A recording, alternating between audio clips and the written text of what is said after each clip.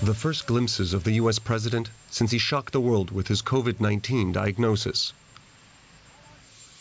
Here, Donald Trump is being transferred to hospital, with officials insisting it's only a precautionary measure. The White House said he was fatigued, but in good spirits, and experiencing mild symptoms. Before takeoff, the president assured his supporters he was doing okay. I want to thank everybody for the tremendous support. I'm going to Walter Reed Hospital. I think I'm doing very well, but we're going to make sure that things work out. The First Lady is doing very well. So thank you very much. I appreciate it. I will never forget it. Thank you. The White House had been on high alert after news that a top aide was diagnosed with the virus on Thursday. Hope Hicks, seen here in the brown coat, often travels with President Trump. Now the race is on to trace and test the people who might have come in contact with the president. And the potential pool of people is huge. With an election to win, Trump has been on the road addressing voters.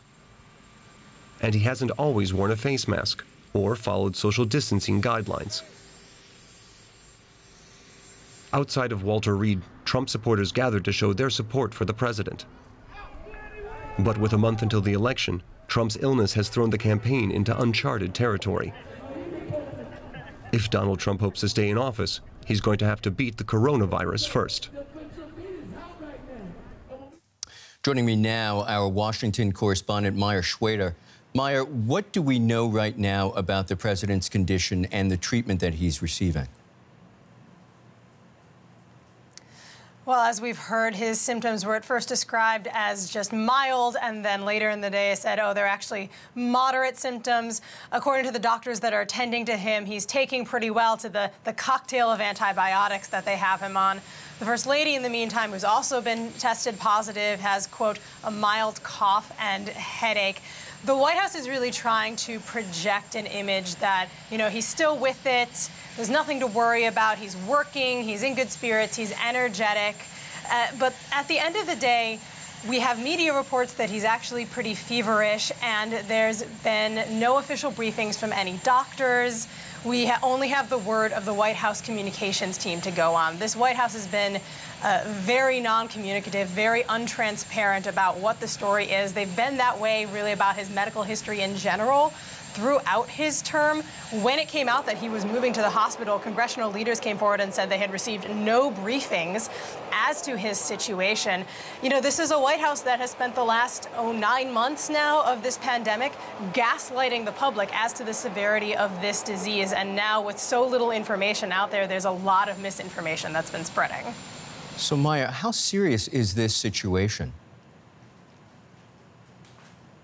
Yeah, it's been quite a blast radius, shall we say. I think we're up to 8 people at least who have come forward and said that they have also tested positive. I'm going to look at my list to make sure I get this right. We have former New Jersey Governor Chris Christie, his former aide Kellyanne Conway, his campaign manager. These are all people who are very close to the president, at least 2 senators also. It's spreading among the top D.C. politicos, but it's not just them. In the past week, Trump has traveled to 7 different states for various big rallies and fundraisers. Last Saturday, he was in Pennsylvania for a big rally. Thousands of people attended, and now the state health authority has come forward and said people who attended that rally need to get tested. So it's not just people in his close circle, it's potentially thousands of people across the country.